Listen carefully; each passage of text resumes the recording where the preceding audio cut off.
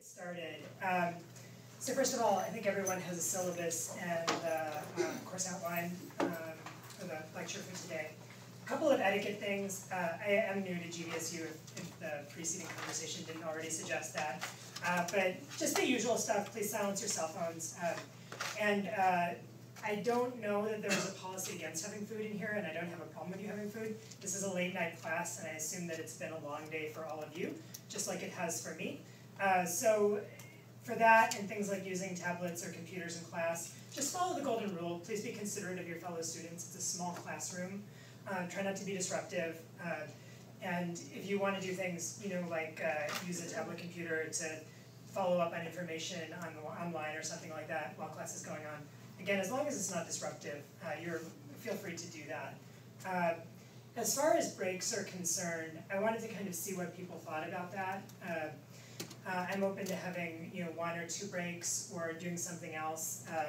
I'd like to choose whatever solution helps people pay attention and get benefit from the class as much as they can. Does anyone have any strong feelings on that topic? Okay. What we may try today is to take 2 breaks and go for an hour each time, and then we'll see how that works. Roughly an hour. Okay, we can always renegotiate. I want to do some brief introductions, and today I'd like to go over the syllabus, the Blackboard website for this class, the course outline, and so on. And then we're going to jump right in. Since this is an evening class that meets once a week, things do move quickly, as you'll see from the syllabus. And so we're going to jump right into talking about the first 2 chapters of the text tonight.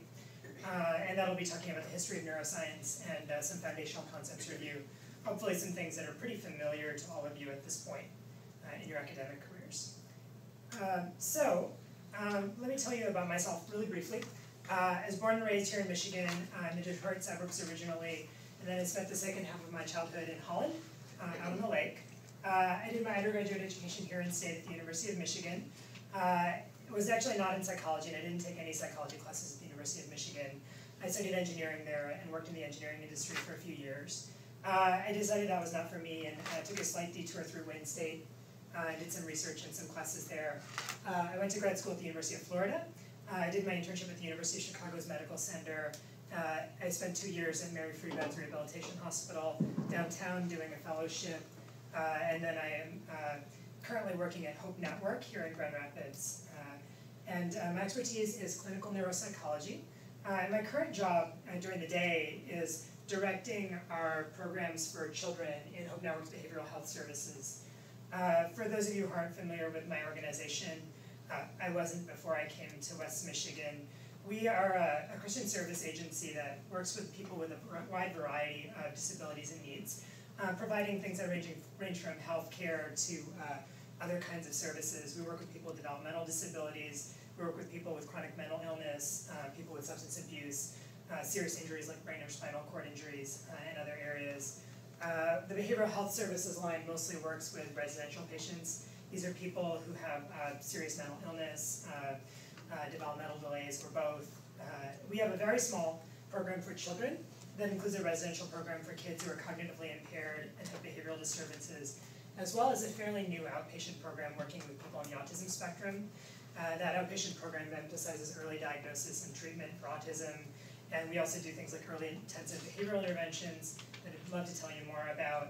But we work throughout the lifespan, so we work with young adults on the autism spectrum. We collaborate with people like Dr. Matthews and Dr. Owen Deschreiber here in the psychology department, and others here at GVSU on autism services in Michigan. In terms of research, I have traditionally done a lot of research in depression and how it relates to chronic health problems, like how people who have chronic health problems are more likely to become depressed, how depression affects their adherence to health behavior recommendations, and other aspects of managing their other health problems, and so on. Please pick up a syllabus and outline. And then I also do research in using process analyses, essentially some tricks of analyzing data to take test data from cognitive tests like IQ tests and improve their ability to understand cognitive or neuropsychological deficits. Then my hobbies out to run, I'm a guitar player, big reader, other hobbies too. So it's a little bit about me. Feel free to ask questions if you have them. I want to let you know a little bit about who I am. This is my first term adjuncting here at Grand Valley State. So I'm kind of looking forward to that. I've been on the campus many times before to see theater, or for some things when I was a kid also. So anyways, it's good to be back. All right, so let's spend a few minutes talking about the syllabus. I'd like to walk you through it briefly. I'm happy to entertain questions as well. To start off with, there was some confusion about the book for this course. I apologize. What happened was that when we had initially discussed this course, we talked about using this Foundation of Behavioral Neuroscience 2010 book. And then when we got to ordering instructor copies, I received a different book by the same author. And so I thought that we were using that other book. They are honestly almost the same. I would recommend that if at all possible you get this one. This is the one that we'll be using. I do apologize. Hopefully whoever you bought your books from, if you have any other book, will humor you and allow you to return what you have.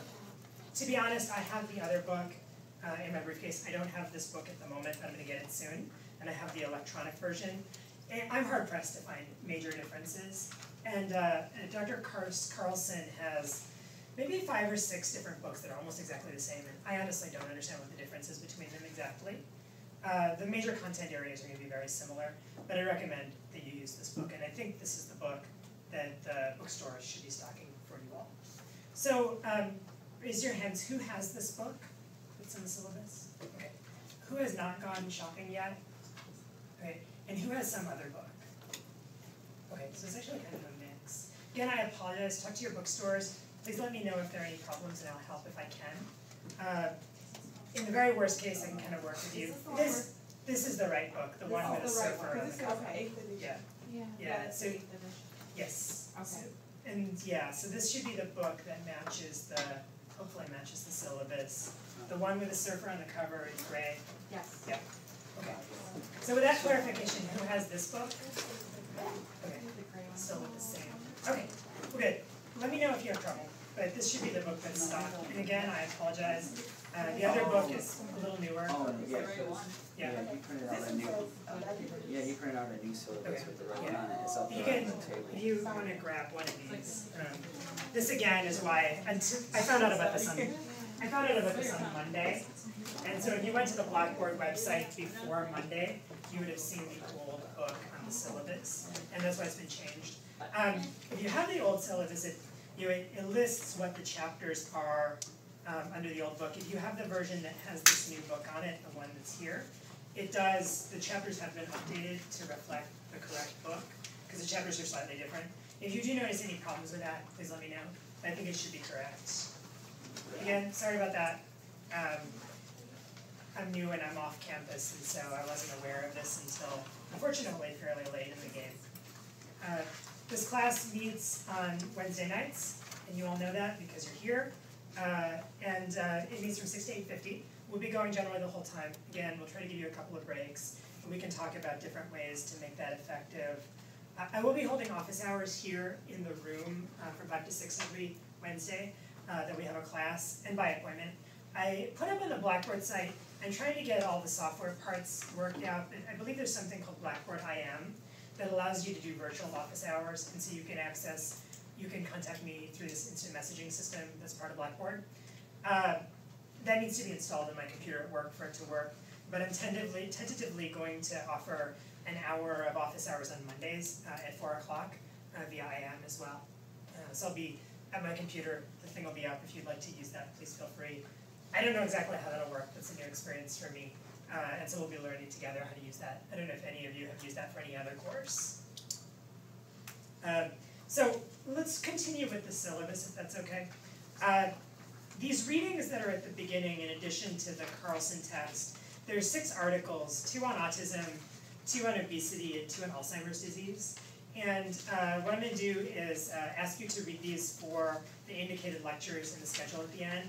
And what we'll be doing is a little bit different than what's been done in this class before.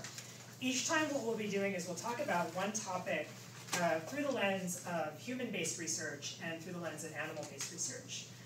And we'll look at how, the human and animal models tell the same or different stories, and how they can inform each other and help us understand these different disorders. And so we'll be looking at similarities and differences. I'll also be asking you to do some critical thinking and thinking about what could be done in the future, what pieces are missing. Some of these things are fairly complex problems. Autism doesn't have one single cause, as you probably know, and it doesn't have one single cure that works for every person either, or any cure really. Obesity is a very complex structural problem that relates to politics and social policy. It relates to our free market, it relates to our healthcare, it relates to a wide variety of things. And then finally, Alzheimer's disease is obviously a high impact problem as American society grays. And so as we have older people in our population, this will be something to keep a close eye on. So I hope that they're interesting topics. I give you an entree to being critical consumers of literature, to try to understand what scientific literature can tell you in this area, and also what it can't, because we don't know everything about any of these topics. So I'll tell you a little bit more about that in just a moment as I walk through this. Welcome. Let's grab Syllabus and what is your name? Jane. Schmucker or Schmucker? Yeah, Schmucker. Okay, very good. Did I miss someone else who came in? Lindsay or Tenki? Okay. All right, very good. So this course is, of course, about the physiological bases of behavior. And we'll be talking about the nervous system, we'll be talking about research methods, we'll be talking about neural mechanisms that are involved in a variety of brain processes. I hope they'll be interesting. And I personally do think they are interesting and that they inform a lot of things within and outside of neuroscience. We'll be paying special attention to the developing nervous system, in part because I work with kids, and also because I think it's interesting. My philosophy is that most of the kids we serve will become adults at some point in the future, and all adults have been children in the past, and so I don't necessarily see child and adolescent issues as being separate from adult issues, so I think development is a crucial part to understand. As young people who are in education, you're adults in some senses, but you're also continuing to develop. For instance, your brains are continuing to myelinate, and there's other changes that are happening biologically in your brains. So a single picture of talking about you as an adult who has a static brain is probably not going to be realistic. Again, for the office hours, I am off campus. I spend most of my time in Grand Rapids, and my address is here in the syllabus. I might be able to accommodate students over there if you live in Grand Rapids and you want to. It'll have to be by appointment, but I'll try to work with you if that's necessary. I'm also glad to try to work with you on alternate options. Again, because I'm not here, I'd like to make myself as available to you as possible. The things like the Blackboard are definitely worth trying out also. I won't generally take roll, except on discussion-based class days. If you hear me a couple times, I'd like to try to get to know your names. But I will not be generally taking roll. And likewise, attendance is not mandatory in this class. I would like you to be here to learn, and I would like you to benefit from this class, and I'm happy to take any input you have in terms of helping you benefit from this class. If you feel your time is better spent elsewhere, feel free. And you would, of course, continue to be responsible. So you're responsible for the lectures, whether or not you come. You're responsible for announcements and materials that are covered in class, as well as the textbook. And then exams, again, will cover material that's in class and not in the textbook, as well as vice versa. So you should consider all of that as a fair game. So come if you can. Hopefully I'll make it adequately rewarding. In terms of exams then, there'll be a midterm exam worth 150 points and a cumulative final with a stronger emphasis on the second half of the class, and that's worth 250 points. The exams will include a mixture of multiple choice questions, fill in the blank, and some short essay questions. The essay questions are not going to be to try to gauge your ability to write prose, but they're going to try to get you thinking critically. That's harder to do with multiple choice questions. Again, the class lectures and all the reading assignments are fair game, and may be included in the exams, so use your time wisely. If you're unable to attend an exam due to illness or family emergency, please notify me in writing. If it is something foreseeable, please notify me in advance. And be prepared to provide documentation and promptly complete a makeup exam. If you do not do that, then like probably most courses here, you will receive a 0 for that exam.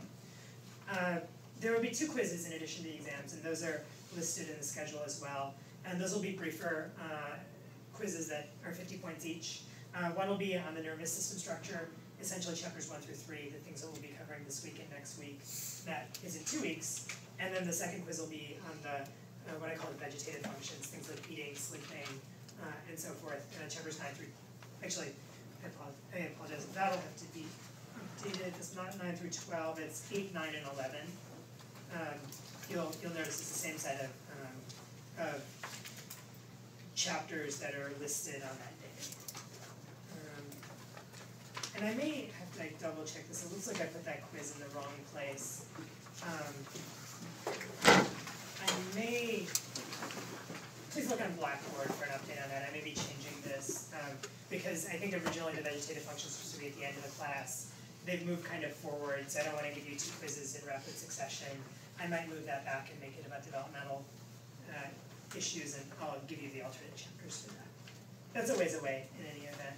The format for the quizzes will be multiple choice and fill in the blank, same as above. Please come, and you need to make alternate arrangements if you're not able to. The next page of the syllabus talks about these readings, the discussion. Take a closer look at that, please.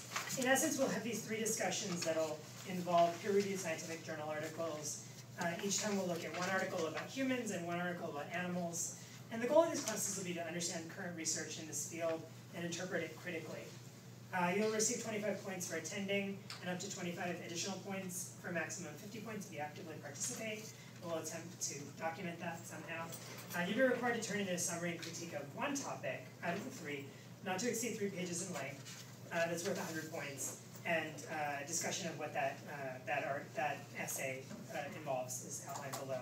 So essentially you should spend a brief part of it, like 1 page, summarizing the articles and the existing knowledge. You probably want to further research the area and synthesize some additional findings beyond what was in the articles. And I'm happy to connect you with resources at the library or other things to help you do that if you're not familiar with looking for scientific articles. It should be referenced, ideally in APA or something close to it. You can use Wikipedia to learn, but you should not use it as a citation unless you are talking about a popular press issue that's inherently something that needs to be cited from a newspaper or a magazine. Then the 2 pages after that would be critique, and that's really the important part. You see that's worth 60 out of the 100 points. So you should spend the majority of your effort on that. And you should provide a critical analysis that links the physiology data discussed with high-level relevant human behaviors. And so, for instance, some things to think about.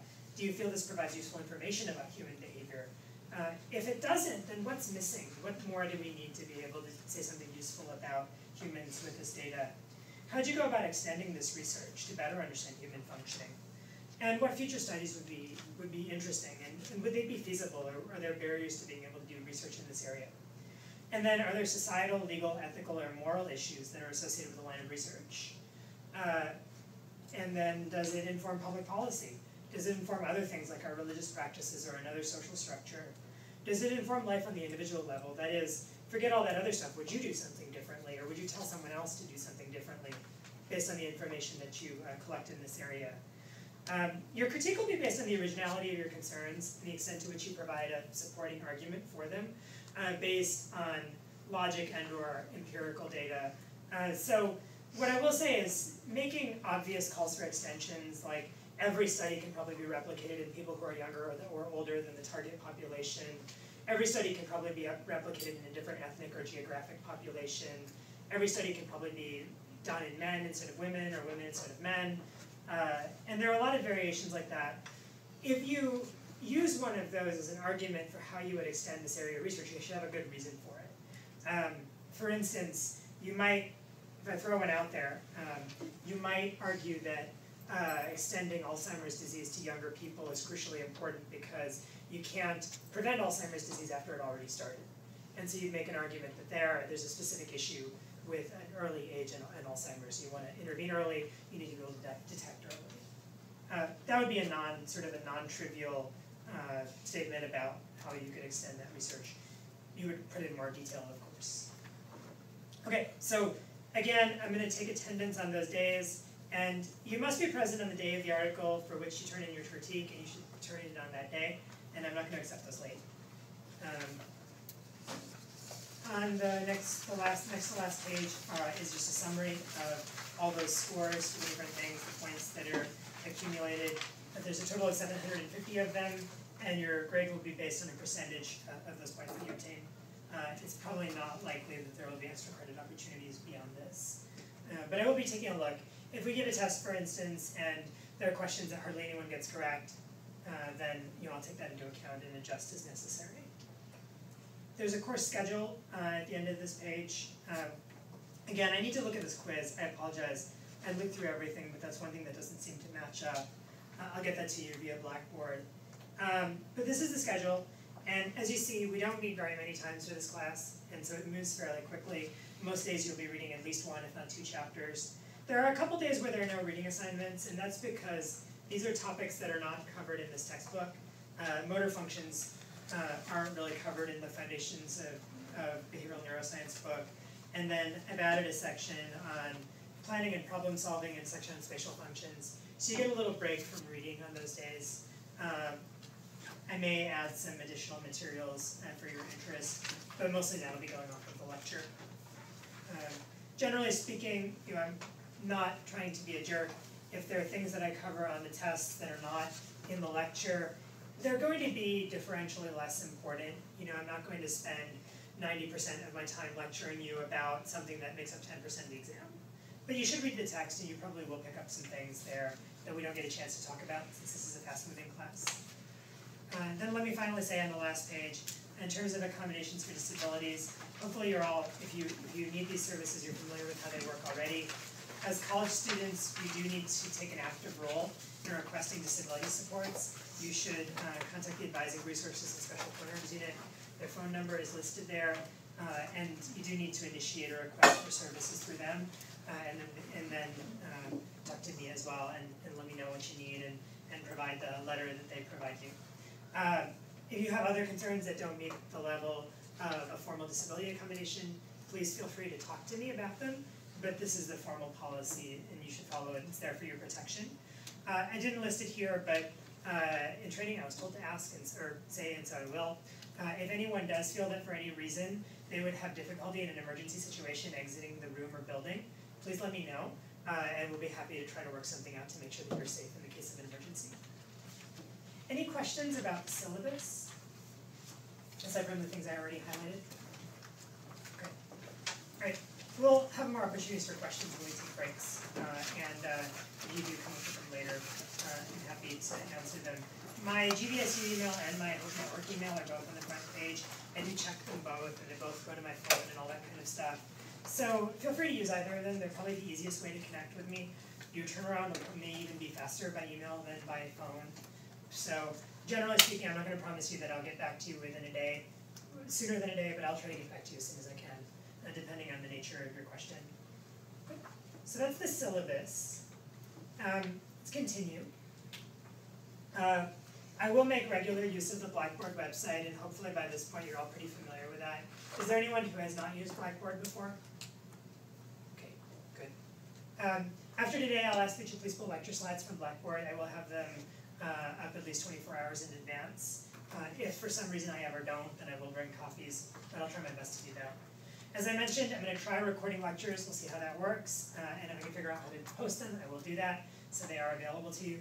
Please bear with me, because I'm very comfortable with technology, but I'm not familiar with the specific technology. And so as I learn more about how that works, I'll let you know. Most likely you'll access it via Blackboard, as I understand it. Have any of you been in lectures that have been videotaped like this before? Oh wait, this is kind of new. I think it's something that GVSU has been rolling out pretty recently. And then finally, I mentioned I'm going to try to offer Blackboard-based virtual office hours. Those will be Mondays at 4. If I detour momentarily, show you our Blackboard page. And so you're pretty familiar probably with the site, but there is some information on here. This note about the office hours, the course information. Let's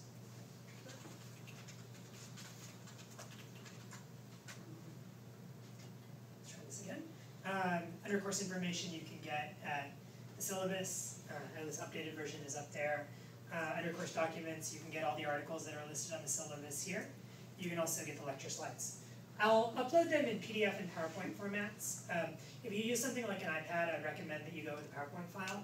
If you're going to print them out, the PDF file may be faster. So this should be pretty straightforward. And you're of course free to download the PowerPoint and print them in a different format if you want to do that. I don't know if we'll be using other parts of this. If you want to use a discussion board, you're welcome to it, and I will try to monitor it. And then I have put up a couple of external links, and I'll add some more. This one in particular is one that I would encourage you to check out, especially as we talk about the gross anatomy of the brain. MSU, Michigan State, has a great human brain atlas. Let me show you this really quickly. So you can see both stain sections and imaging data for all different parts of the brain, and you can see them in all three planar sections. And so, for instance, you can look in the horizontal plane. You can find some structure of interest. I don't know what you'd be looking for. So maybe you want to see the cerebellum. And so you can see, here's part of the cerebellum. And this is a stain slide. You can get labels. So here, indeed, that's the cerebellum. And you can see what structures are nearby that structure in space. You can do a fiber staining that looks at tracts in the brain. Again, you can see labels on that. You can look at MRI data of the same part of the brain. And there's a 3D model that shows you where this brain sits. This slice sits in the brain. We'll talk more about how those sections work and all of that stuff as part of the next lecture. But it's a really useful resource. Visualizing how the brain works and looks is really hard. The best way to do it is with an actual brain from a postmortem. But this is one of the next best tools. So this is really useful, and I strongly encourage you to check it out. I'll put other tools in here as I'm aware of them as they come up in the context of the class. In case you lose my contact information, it's here. If you want to see my information on Hope Network's website, that's here too. So you've got all of that. You can contact me. I think that's for me. Okay, so back to this. Right, so again, I will use Blackboard pretty intensively. I'll make information available. I don't know that we'll be doing any assignments or anything like that via Blackboard for this class, but information will be available to you there. If you'd like to use a discussion board to help each other learn, I would encourage that as well. Any questions about anything I just talked about? Let me ask briefly, as I'm getting to know you all, how many people are psychology majors? Okay, pretty much everyone. But who is not a psychology major? I put you on the spot. What department are you all from? Nursing. Nursing. Allied health science. Okay. Allied health science. Occupational therapy. Okay. So now as allied health, I'm sorry. Nursing also. Very good. And so as allied health professions, like people who you might go on to get a grad degree in PT or OT or speech or something like that. Is that right? Okay. Very good. Well, welcome. At my center, we work collaboratively with people in a lot of disciplines, including speech and occupational therapy, physical therapy. In rehab, I work closely with people in those fields also. So we're very glad to have you here. And then who is great? Years are always kind of hard to explain because some people, you're a junior standing by the time you were here 15 minutes and all that kind of stuff. But how many people are in their third year, I guess, or 1 year away from graduation? Fourth? Okay. So second? First? None? The rest of you, I take it, are some non-traditional or grad school or something else? Okay, very good. So you got a mix. Hopefully you feel well prepared in terms of the material that we'll be teaching in this class. We'll work with you. For some people, neuroscience and physiological concepts can be kind of scary. I'd like to make an argument to you that they are going to profoundly impact the work that all of us do in these kinds of areas in the future, and that whether you do physical therapy or social work or psychology or medicine, you're probably going to touch on neuroscience, and it's probably going to affect the way you do your job, and probably in many areas outside of this. I hope to make it interesting. If there are things I can do to help make it accessible, if you feel there's something you're missing because you come from a different background, I come from outside of psychology myself, so I'm definitely sensitive to that. I do think it's a learnable topic, and I think that as you get into it more, it can start to make sense, and it can start to provide a new dimension for how you view human behavior, much like a microscope provided a new dimension on how we understood biology. Okay, so let's dive right in. Starting here, we're going to talk about chapter 1, essentially, in the textbook. So let's start by talking about consciousness briefly. There's some kind of heady, esoteric concepts in this first lecture, this first chapter. I apologize, they are kind of good things to have under your belt. They will come up here and there. But some of them are kind of on the fringe of the scientific aspects of what we do. And consciousness is one of these things. It's a really stubborn thing to define. Those of you who study political science are probably familiar with, in the history of the Supreme Court, there's a famous statement about pornography that essentially said, the Supreme Court justice said, he didn't know how to define it, but he knew it when he saw it.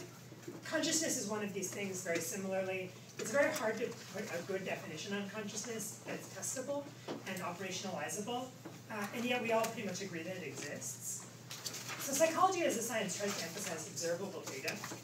Your thoughts are kind of hard to observe systematically and replicatively, but they do have consequences that can be observed in a systematic fashion. Behaviorism in some of your other classes is an obvious example of this. Like positive reinforcement means someone does something, you engage in a consequential response that causes that behavior to occur more often, right? That's pretty concrete, and it's as measurable and concrete as anything else is. But if you think about some things we do even in the cognitive realm, like when we measure intelligence with IQ tests. The IQ tests are measuring a cognitive construct, right? Something that we can't get inside the head and measure in some kind of objective fashion. But what we do outside the head is we ask people systematic questions. We record the answers and score them in a systematic way. That process leads to a valid and reliable estimation of intellectual functioning. That valid and reliable estimate of intellectual functioning is a predictor for lots of other things and is predicted by lots of other things. So all in all, it is a systematic and replicatable process, even though it involves a cognitive concept. So it is possible to measure these concepts. It's just tricky. Consciousness is particularly hard to measure, even in this way. Again, even though we all agree that it exists. So a simple definition of consciousness is the fact that humans are aware of and can tell others about our thoughts, our perceptions, our memories, our feelings. So this is kind of a unique characteristic. Maybe not the defining characteristic of humanity, but definitely one thing that makes us unique. And the picture's not where I thought it would be. So you may have seen this picture in the textbook or elsewhere. The brain is singled out as the only organ in the body that can study itself. Humans are also really the only species on Earth that have risen to a level where we have attempted to study and explain ourselves or anyone else. So there's something unique about consciousness, about these metacognitive kinds of skills, about our ability to ask questions, and actually, fascinatingly, come up with some systematic way to measure something that's stuck inside of us that we can't necessarily get at directly. So in that context, there's some different concepts that have come up over time, and I want to touch on these briefly. The book does talk about these more. So there's this idea of monism and dualism. That's an important concept historically. Monism is a belief in a unitary underlying system that explains physical and psychological experiences. If you look at history, that unitary underlying concept oftentimes is in the external world. Like if you look at the way thoughts are described in Greek literature, for instance, lots of people think that for instance, in the Aeneid, when Aeneas talks about spirits coming to him, those are essentially his ideas. And philosopher kings of days gone by might have argued that the thoughts they had that were really game-changing thoughts were gifts from some kind of spirit. And maybe they were, maybe they weren't, but some people argue that, generally speaking, that's the way thoughts were interpreted in that era. Now, most of us, whether you're religious or spiritual or not, you probably don't think of every single thought you have as being directly inserted by God or by some spiritual force. But at the same time, most of us do think about thinking and thinking being affected by some of these external forces that we understand, maybe potentially some that we don't understand too. In this monistic philosophy then, in a modern version of the monistic philosophy, where you argue that really there's just a biological and physical reality, the kind of reality that physics describes, then you may argue that the mind or thinking is a sort of emergent property of the system. And as you think back to other psychology classes, if you think about Gestalt concepts, so you think about a bunch of dots, you can arrange a bunch of dots. I could draw this for you. You arrange a bunch of dots in a circle, right? The circle is an emergent property of the dots. No dot has circleness. It doesn't exist in a concrete way except that you perceive the circle as a relationship between the dots. So it's possible that in that same kind of way, this is very hand-waving, that what we call consciousness, or what we call the mind, is purely an emergent property of the biology of the brain. I don't know for sure. It's something we're still understanding. In Western thought, what evolved past monism, especially through the Renaissance and through European thinking, was this idea of dualism. And that's an idea that the mind exists as a separate construct from the physical realm. And there's been kind of a pendulum, I think. Thinking throughout the Renaissance and even into the Industrial Age was highly dualistic, thinking of the mind as a separate entity from the body, in part because we didn't understand a whole lot about how the brain worked. The more we understand about the brain, I think we have been swinging back towards the more Eastern unitary concept. There are cultural reasons outside of biology also. I think these Eastern concepts have shown some things that are helpful, like mindfulness and so forth. The pendulum may continue to swing, and there's probably a lot that both perspectives can offer you, but they're good to be aware of. In this context, you may have heard the term reductionism, and that's an important concept to know. So in a nutshell, the idea of reductionism is essentially that all of the processes we observe in the universe are part of the same underlying story. That is to say, conceptually, all the things that we describe via psychology are ultimately biological entities that can be explained in principle via biology, and all those biological things can in principle be explained via chemistry. All that chemistry can be explained by physics. And so ultimately you have matter and energy and the physical forces. What you probably know from your other classes is that doesn't mean that these higher level explanations go away. If you studied quantum physics, for instance, you probably are aware that an explicit quantum mechanical description of anything more complicated than a hydrogen atom gets really, really hard really quickly. And a hydrogen atom is a lot less complicated than a protein, and a protein is a lot less complicated than your brain or your body, right? So even with high tech and computers, we're probably not going to get to a phase where you can do a physics-based simulation of how the brain works and come up with an adequate explanation of thinking in the near future. You're going to need a computer that has many orders of magnitude more powerful thinking skills than your brain does to get to that kind of level. Will we reach it? Who knows? But it's important as a principle. And what I mean by this is not an attempt to denigrate religion or spirituality. I don't mean to say that I want to make an argument that there isn't a God or that there isn't a spiritual or deeper meaning to the universe. I personally think there is. But what I will argue is that as scientists, we look for biological bases for human behavior. And we try to explain as much as we can based on known principles of biology, known principles of physics. And we avoid looking for other explanations that fall outside of these known principles unless we've exhausted those known principles in a fair kind of way.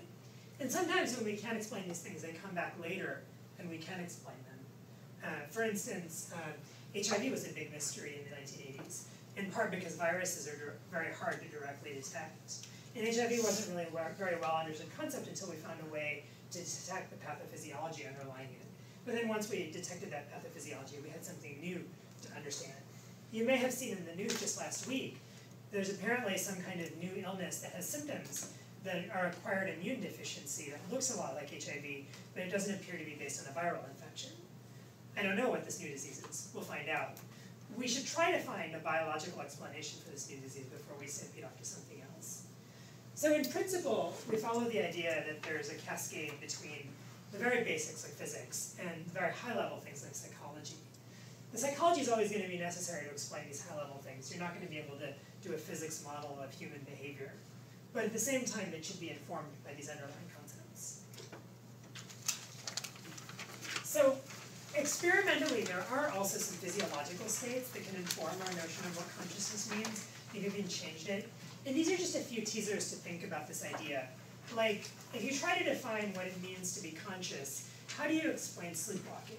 What exactly is going on in a person who is able to walk, talk, engage in higher order functions?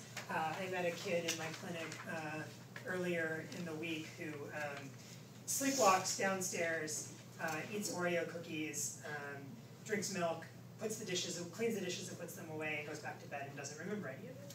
She's not making it up. She really legitimately doesn't remember it. And whatever your definition of consciousness probably doesn't include whatever is going on with her. And so this is potentially interesting because she's engaging in really high level behavior that most non-human organisms, it's too complicated for them to do, except for maybe a couple primates. And so she's able to engage in that without being conscious. That's potentially interesting in terms of whatever consciousness means. People who have large right hemisphere lesions, like big strokes, can also have disturbances in their consciousness. They can lose awareness of themselves. We'll talk about some of this. Neglect syndromes are a real obvious example. If you have a right hemispheric lesion, it's possible to have contralateral neglect, meaning you ignore information the other side of space. And it's not a perceptual problem. You're not blind on the left side. You're actually not paying attention. And so when you talk about these stories, there's a guy, for instance, who eats all the food on the right side of his plate, and leaves all the food on the left side of his plate, right? And the doctor comes in and he says, well, how you like being in the hospital? He's like, doctor treated me great here. I like this place a lot. My only complaint is they're not feeding me enough. So the doctor looks and sees that there's food sitting in front of the man, turns the plate around, the man starts eating it and enjoys himself. So it's not a perceptual problem. Because if it were, he would turn his head and see the food and eat it. Again, there are even more significant disturbances of consciousness with right hemisphere lesions. You can ask questions about what it means if those people are conscious. You could potentially ask questions about severe impairment, like severe impairment in the context of autism. And do those people have consciousness, or does that inform what consciousness means? I don't know. And then finally, in the textbook, it talks about corpus callosotomy, or cutting the corpus callosum down the middle. So the textbook provides this example here of this. So we'll be talking a lot more in detail about the stuff that you see in this picture. The thing to know is that in most right-handed people, let's see, I use a pointer, can you all see that? In most right-handed people, the left hemisphere controls language functions. The right hemisphere is more specialized for visual and spatial functions. For all people, the right hemisphere also controls the left hand, and the left hemisphere controls the right hand. So in order for information to proceed from the senses related to the left hand to a spoken response, like you hold the object and I ask you to tell me what it is with your eyes closed, the only way that can happen is if information from the left hand goes to the right, information from the left hand goes from the right hemisphere to the left hemisphere where language is. Because if it doesn't go where the language is, you can't talk about the response. And so this is an example of something that a person with a split brain operation can't do. And then it raises the question of, again, what does consciousness mean? Is the left hemisphere conscious but the right hemisphere isn't conscious? And what does that mean exactly? Is consciousness localizable? Is it an emergent property not of the whole brain but just of certain systems? Is consciousness something that exists on a continuum so that there is a form of consciousness that's observed in higher animals, for instance? Not at the same level of sophistication as humans, but still there. I mentioned briefly on this other slide, alexia without agraphia. That's a really fancy term. What it means is not being able to read, but lacking a deficit in writing. It's so that you can't read, but you can write. And so this is a really interesting neurological deficit. A person with alexia without agraphia can write, you ask them to write a sentence for you. They write a sentence. Perfectly nice sentence. Well-formed, grammatically meaningful. It follows the rules of sentence structure. It tells a story, right? They cannot read their own sentence, even though they wrote it. Because, again, these brain functions are dissociable. Alexia without agraphia can occur in something like a corpus callosotomy, but where it actually generally occurs is when there's a lesion in the back of the corpus callosum. So again, we haven't talked about a lot of this yet, but vision occurs back here. and the corpus callosum coordinates information across the hemispheres. So when you see something, you need to have information from vision, transfer across the hemispheres, and go again for language back and forth. So you can have this symptom. It actually primarily happens when you have a knockout of a region here, because you can't use both sides of your brain to see. So all these things potentially raise questions about what it means to be conscious. And that's something I think we're going to continue to learn. Probably in the 90s and 2000s, there was a lot of interest in stuff that was probably more pseudoscience than science, like quantum explanations of consciousness. I think those things will come someday, but if you honestly look at some of it, a lot of it doesn't mean a lot. For instance, it's easy to say that quantum mechanics has non-predictable events. It does. But it's much harder to jump from those non-predictable events to the high-level non-predictable events, like the things that appear like free will to us. Is there a connection between the two? I don't know. But it's not a necessary connection, because those quantum processes that are non-deterministic also govern lots of high-level physical stuff in the universe that is deterministic. So consciousness, basically an ongoing concept that we need to understand better. In terms of models of cognition, the book talks about the reflex model, Descartes seeing the mechanical statues, the hydraulic statues. And so he thought of a really basic example of an action via reflex. Sensory information comes in, that information dictates a response, and that response goes back out via motor nerves, essentially. And that's a really simple explanation of how the human brain works, but it is kind of the nuts and bolts. Sensory information comes in, motor information goes out. In between is this black box we call a brain that coordinates that information and determines how to respond to the situations. Muller took Descartes' concept further and argued that nerves carry messages in the same way via this electrochemical transmission, and yet some nerves are responsible for vision while others produce sensation. And so you provide an auditory stimulation to a visual nerve, it doesn't result in hearing something. If you get that nerve to fire, it will only result in vision. And likewise, no matter what stimulation you provide to an auditory nerve, if you get it to fire, it's only going to provide an auditory sensation. And so the doctrine of specific nerve energies essentially says that which nerve is activated determines what kind of effect occurs. There's some limitations to this. You're probably familiar with the studies on, for instance, on blind cats or something like that, or in blind people for that matter. There's a reorganization of cortex. Some language cortex that's usually involved in speech can be reorganized to Braille, for instance, in blind people. The visual cortex, some of it does get reused. And there, those nerves can be doing something slightly different than they do in the rest of us. But generally speaking, the nerve itself doesn't carry information in a way that explains what the format is.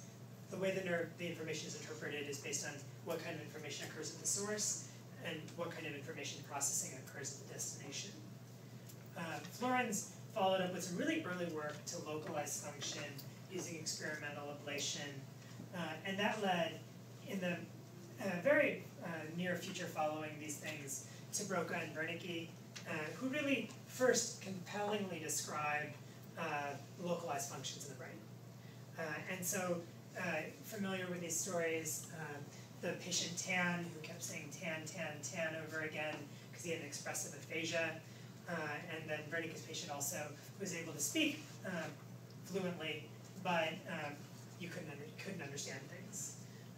So what Broca and Wernicke demonstrated were, in Broca's case, that there is a brain region localized, in which a localized brain region in which expressive language happens, and Wernicke demonstrated that there's a brain region in which receptive language happens, and they showed where those were. Interestingly, another piece of this story was that there are obviously skills that involve communication between the expressive and receptive language areas. A real basic example is repetition. People can repeat things that they don't understand, right? Like I can sing along with an opera in Italian even though I don't speak Italian. So I can repeat things I don't understand very well. That means that there's communication between Wernicke's area and Broca's area. That communication is is carried out, as it turns out, by a structure called the arcuate fasciculus. But an early prediction was that there would be something called disconnection syndrome. I think this was a Geschwind idea. And the idea was so that if there's these two structures and they obviously talk to each other, there should be a disorder that results from disruption of the communication pathway between the two. And we'll talk about that disorder, which is conduction aphasia, when we get to the communication chapter. But it turned out to be correct. And it also turned out that there was an actual structure, which is the arcuate fasciculus. So this was kind of the beginning. We've come a long way since then in terms of understanding brain localizations, and we'll be learning about that throughout the semester. I want to, in this first part, also give you kind of a primer on sociobiology or evolutionary thinking and how it applies to the biology of human behavior. There's some important concepts here. Behavior is usually understood from a functional standpoint. That is, what are the positive outcomes associated with the behavior? And particularly the evolutionary theory, how does the behavior confer some kind of competing advantage? That is, how is a trait or behavior or characteristic of an organism, how does that contribute to them having more children who carry on that same trait in their gene code? So selection occurs naturally, and you could kind of argue that Darwin's theory was pretty obvious in hindsight. So if you've got traits that are inherited, meaning you pass them on at birth, and if some of those traits cause you to have more children, then you ought to pass on more traits. Those traits should be relatively more represented in the gene pool, and you should see more and more of those traits over time. So conceptually, Darwin's theory, in hindsight again, is kind of obvious. It wasn't necessarily at the time. This is one of those interesting cases where there were converging lines of evidence, and multiple people were talking about the same idea, although they didn't all have the story correct. For instance, one of Darwin's contemporaries, Lamarck, made an argument that evolution occurred in such a way that organisms could pass on acquired traits. Like, if I went to the gym a lot and I worked out and I became muscular, I would have more muscular offspring. You can pass on a disposition to becoming muscular, but you can't pass on the fact that you worked out in the gym. Turned out to be wrong. Although there are actually some things have come back and suggested there are some things like that that you can pass on in an epigenetic kind of fashion. Again, selection is sustained by competing advantage. That is, organisms that produce more offspring, that go on to produce more offspring themselves, pass on traits. Those traits become more common in the gene pool. What was missing in Darwin's day is a mechanism to explain how this happened. And that mechanism turned out primarily to be genes, although there's more to the story than that. And so DNA was the thing that made it less obvious how this all worked. Long before Darwin, we knew that there was inheritance. I mean, people knew perfectly well that blue-eyed people had blue-eyed children. Most brown-eyed people did not have brown-eyed children. So there were obviously some things that had to do with inheritance. I mean, you look back in ancient texts like the Bible or other scripture, and people talk about inherited traits. So people have been familiar for a long time with the idea of inheritance. The pieces came together over the 19th and 20th centuries to explain evolution based on a genetic theory. There's still lots of pieces of that we're understanding in terms of limitations of this theory and whether there's more to the story than this. Some things to know about genes. One thing that's important to know about genes is that some changes in the gene code reflect a shift in prevalence of genetic variation in response to a shift in the fitness of the adapted individuals to the environment. So an example, for instance, is there are some swallows that can be dark, charcoal colored, or white. And the genes for dark and white feathers exist in the gene pool in varying degrees. In an environment that favors white swallows, the swallows will mostly be white. But the recessive genes will be there in the gene pool. There was an environment where smokestacks started going up, the sky started being darker due to pollution. The swallows actually quickly became charcoal colored. And that wasn't because they had new genes, but it was because the change in the environment shifted selection of genes. The charcoal-colored swallows started having a competing advantage, so you started seeing more and more. These kinds of shifts, where the gene code is already there, it's just not preferred by the environment, they move very quickly in comparison to changes in the gene code that result from mutations, which move very slowly. So those things occur in a variety of ways. These are actual new changes to the gene code. Mutations can occur like cosmic or terrestrial ionizing radiation. There's ionizing radiation passing through this room right now. You're exposed to that every day, all the time, anywhere you go, even if you go in a bunker underground. And so those things are actively changing genes somewhere in your body, probably right as we're talking. For the most part, they're affecting one cell here and there. They don't have any large impact on you, but it is possible to pass on a mutation that way. A lot of genetic mutations occur as a result of transcription errors or abnormalities, meaning the genes get transferred in an incomplete way, the code change, part of the code gets zipped off or attached to a different code. And then retroviruses can also change DNA, and so generally speaking, retrovirus doesn't affect every cell in your body, so it doesn't change all of your DNA. But in principle, it is also a possible agent of change that can explain genes that you pass on as well as genes that are floating around in your body. I want to mention briefly something that's not, I think, in the textbook. So a copy number variant or a copy number variation is when transcription results in more or less copies of a segment of DNA. And so it's a genetic variation that's passed on to the offspring, but it's not represented in the parent's DNA. Again, it's a transcription error or abnormality. And so it's a potential, it's heritable in the sense that you get it from your parents. It's not heritable in the sense that it's not necessarily a multi-generational kind of phenomenon. It's not just an allele that you pass on and pass on and pass on. It's a change over time. And so, for instance, it's been implicated that CNVs may explain a portion of the burden of genetic variability in autism. And actually, there's an interesting study that was done last year, or this year, that suggested that, so in people with autism and their unaffected siblings who have similar DNA, they actually have a similar density of copy number variants. But the copy number variants are in developmentally critical places in the DNA of the people with the autism, and so that's where the luck of the draw comes in. They have copy number variants that places them at high risk for autism, but one sibling gets them in the wrong places and develops autism. The other one gets them in more innocuous places. They maybe develop something else or don't even develop anything as a result. So this is an interesting concept within the non-purely long-term heritable kind of approach to genetic transmission. There are some other things that were related to this. For instance, in Huntington's disease, there's a Huntington allele that codes for a protein. That protein causes a neurodegenerative disease later in life. You have multiple copies. People have multiple copies of this gene. The more copies of the gene you have, the more the protein you produce, the more trouble you get into. The symptoms appear early and more severe. And so it varies based on the number of copies you have. And there's a threshold underneath which you might not even see the symptoms. It may be that those people sort of technically have Huntington's disease, but it's so mild that they would have to live to 120 to see clinical symptoms or something like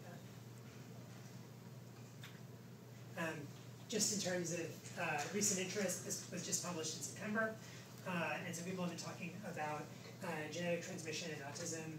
And one thing that was really interesting that fits with this is that a recent study has shown that CNVs are more common and maybe a causal factor in sperm contributions to DNA for kids with autism than in egg contributions for DNA in autism.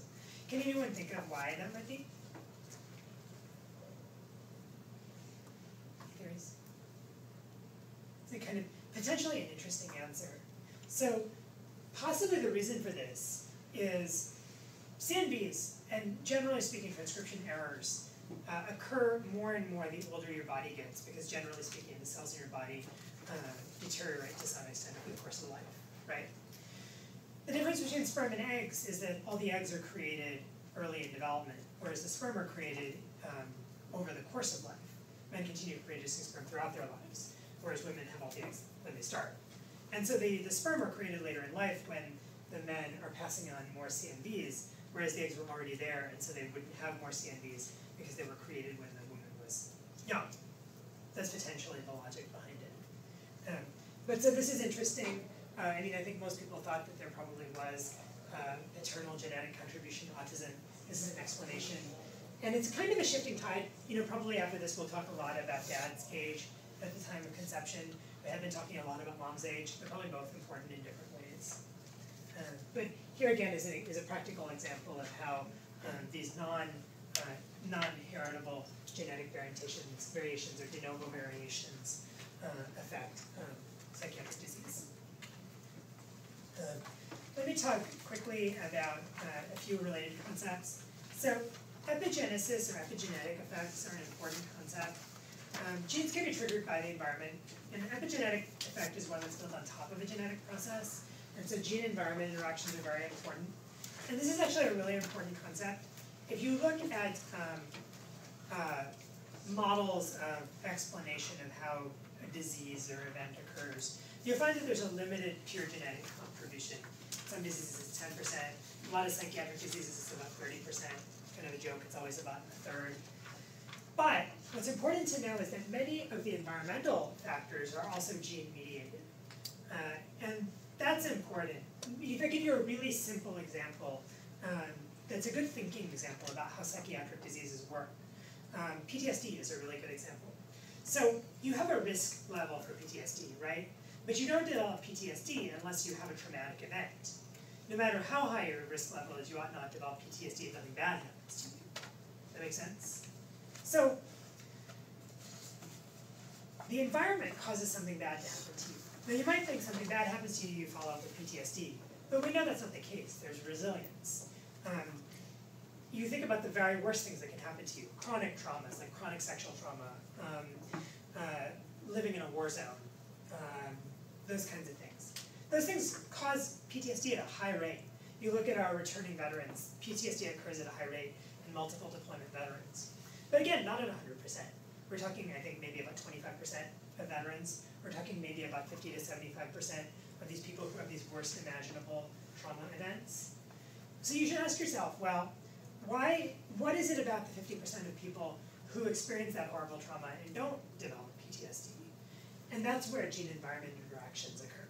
Those people may well have some kind of resiliency factor that biologically protects them from the consequences of the environmental exposure. There are lots of examples of this outside of psychiatry.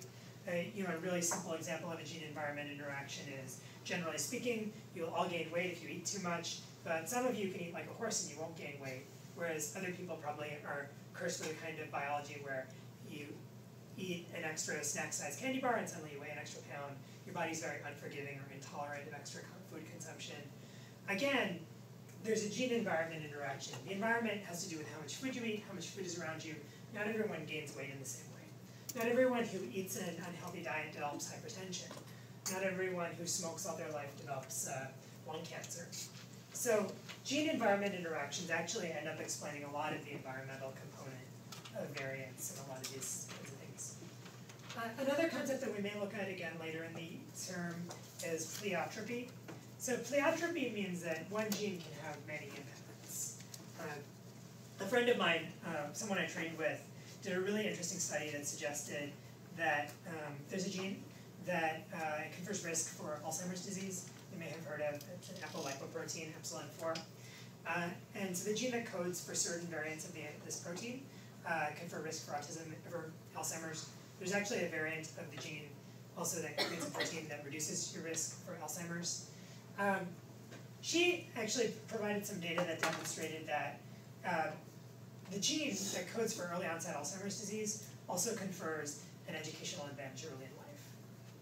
And that's interesting because conceptually, to the extent that the selective advantage concept that Darwin proposed, it explains genetic processes. A gene that gives you an early computing advantage when you're 15 may cause you to have more children. But whether you develop Alzheimer's at 55, 60, 80, or never doesn't affect how many children you have, although it can have a more subtle effect on your ability to raise your offspring or your offspring's offspring. And so this pleiotropic effect may cause a gene to be selected for reasons that are beneficial in terms of producing offspring, but then disadvantageous in the long term for Alzheimer's disease, for instance. It's also important to know that genes can be turned on and off at crucial times or in an ongoing way. So crucial times would be things like developmental imprinting, like Lorenz's famous example with the ducks.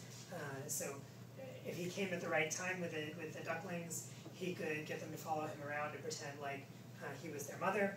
It didn't work with adult ducks. It didn't work if they were too young. It worked at that developmentally crucial time. In that same way, some genes can be turned on and off at crucial times. They may not harm you at other times, but they may only affect you in certain developmental phases or in certain environments. And then some genes are constantly being up and down regulated by the environment. Finally, genes can express differently in conjunction with other genes present or absent. Now there's also some other interesting effects that we may talk about later, like source-dependent effects. And this is a different kind of imprinting. There are a pair of genetic diseases where one gene causes two diseases. Which disease you get depends not on whether or not you have the gene, you have to have the gene. It depends on whether your mother or your father contributed the gene. You get one disease if your mother contributed the gene, you get another disease if your father contributed the gene, even though it's not on the sex chromosome. So there are potentially some effects that may be explained in that kind of way. And then there are lots of gene interactions, like X-linked interactions, where a genetic effect happens on some non-sex chromosome, but the sex chromosome is involved in how the gene expresses. There are gene-gene interactions on just purely within the non-sex chromosomes. So there's all kinds of variety of this. And we may talk about some examples of that as we continue through the term. In terms of human evolution, one of the most prominent differences between us and non-human primates is our cognitive capability. Interestingly, recently you may have seen in the news, some people have been arguing that our running ability may be even more basic than our cognitive ability.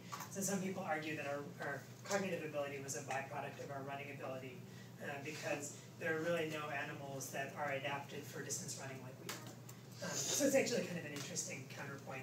The argument is essentially that we developed a competing advantage that involved running down prey. We weren't as tough as tigers, we weren't as fast as cheetahs, but we could keep hunting prey for days and days and days.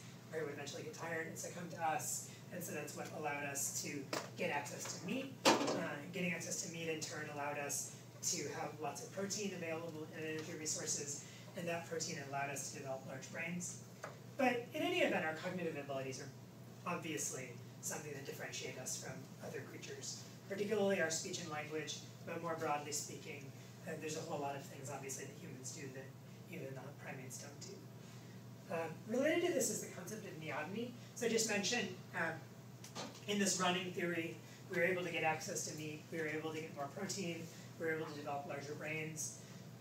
The larger brain occurs as a result of slowing the maturation process. That is, the large brain occurs early in development. And so neoteny is this idea that the evolutionary process for humans favored slower maturation in order for us to have a more sophisticated nervous system than other organisms.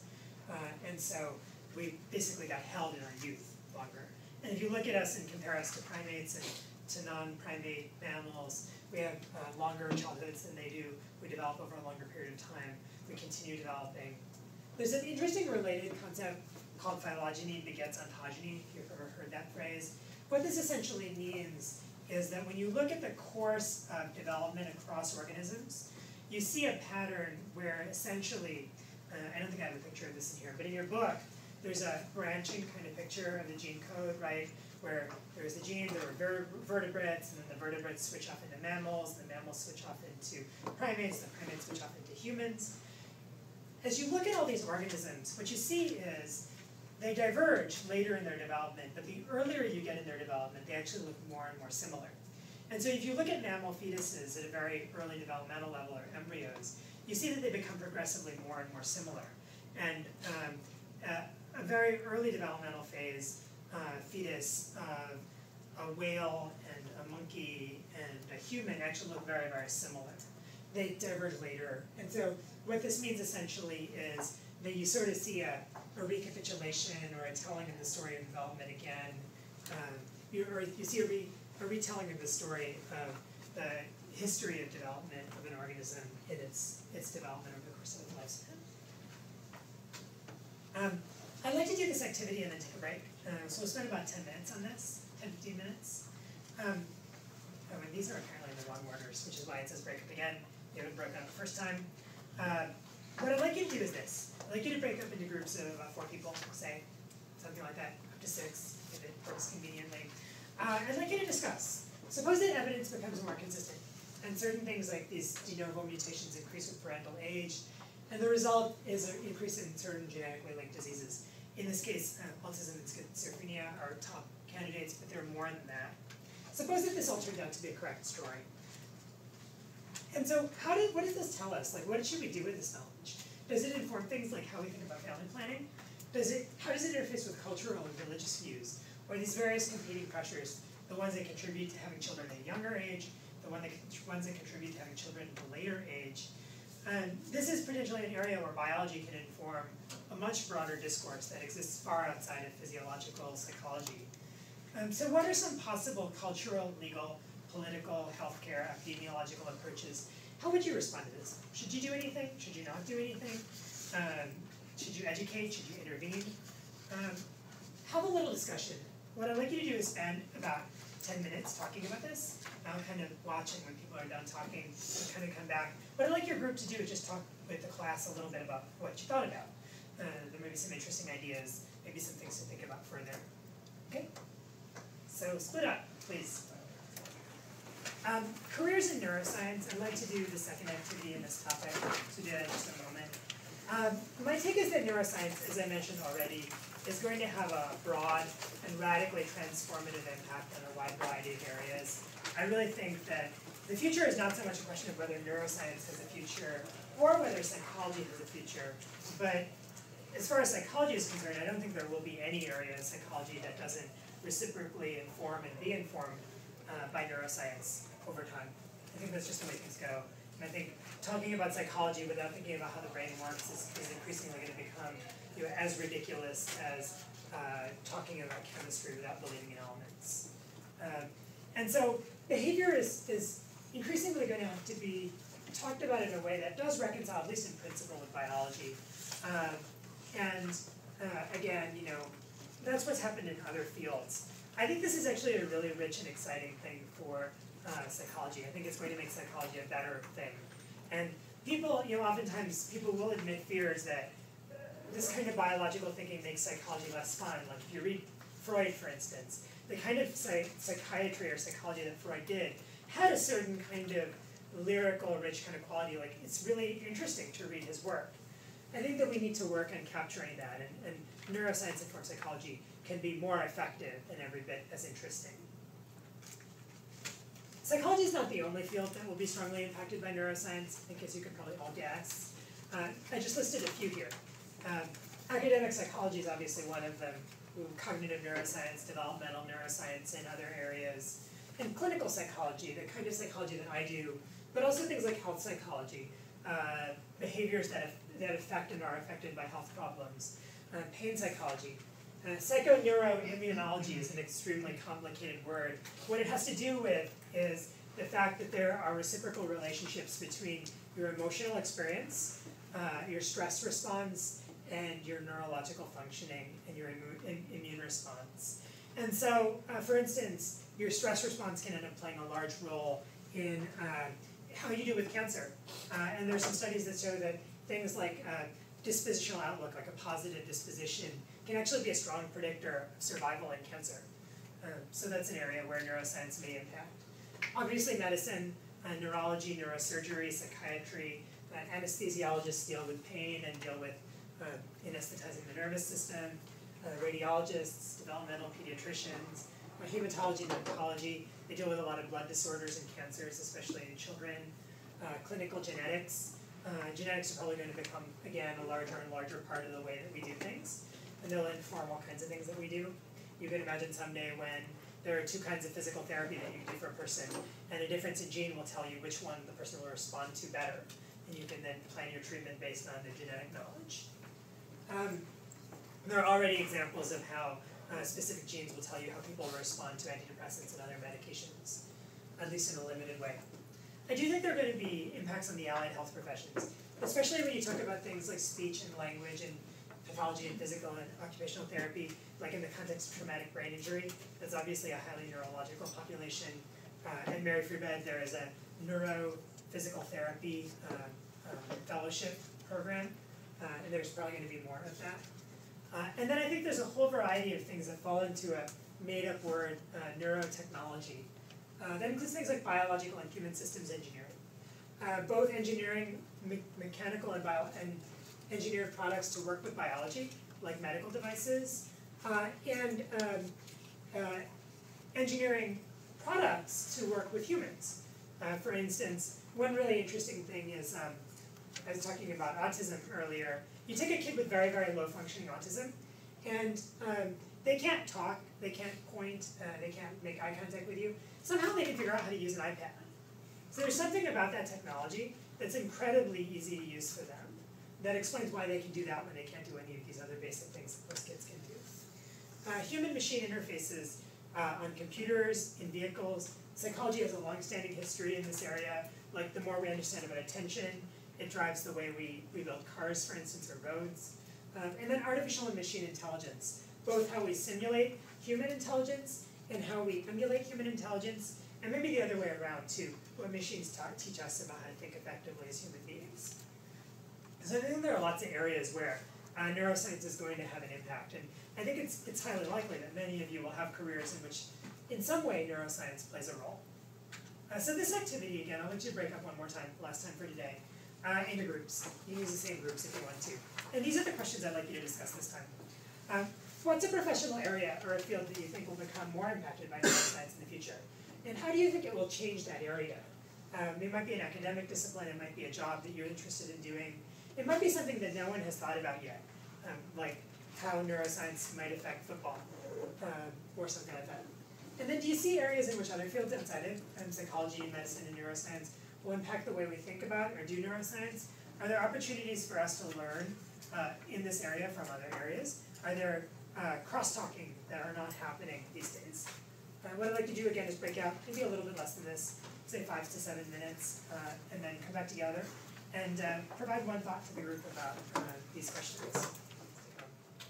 Okay, let's switch gears and talk about cellular structure, the fine structure, cytoarchitecture, these kinds of things about the nervous system. Again, I'm hoping most of this is a review for most of you. I'd like to get you a primer on these topics because they will be relevant for the rest of the term. So the basic building blocks of the nervous system are the neurons. The neurons do the computational cognitive processes. The glia were the support structures. Glia often have this red-headed stepchild kind of reputation in the brain. They're actually very important in understanding how the brain works. And then the vascular tissue is really an equal partner in this also. So your blood supply in your brain is crucial to the way that your brain works. And all of these affect both healthy development in the brain and brain diseases. And sometimes in surprising ways. And as far as neurons are concerned, there are 3 kinds, 3 major categories: sensory, motor, and interneurons. These are pretty self-explanatory, right? So a sensory neuron is one that is observing a stimulus, either externally or inside the body, and then delivering that information into the nervous system. A motor neuron is a neuron that, broadly speaking, is an output bus of the nervous system and something that's causing something to happen outside the nervous system. Those motor functions could be muscles, they could be something else too, in a broader kind of sense.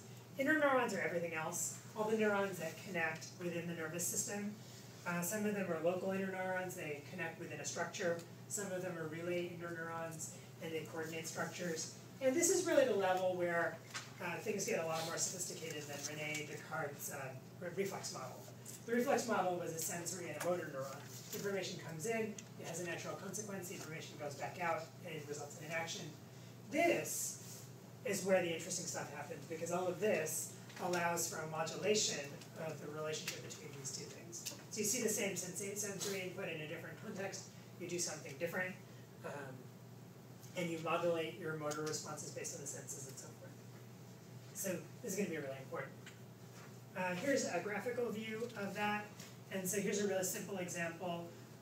In this example, you touch a hot iron, a pain neuron provides a signal up the arm, that signal goes to the spinal cord.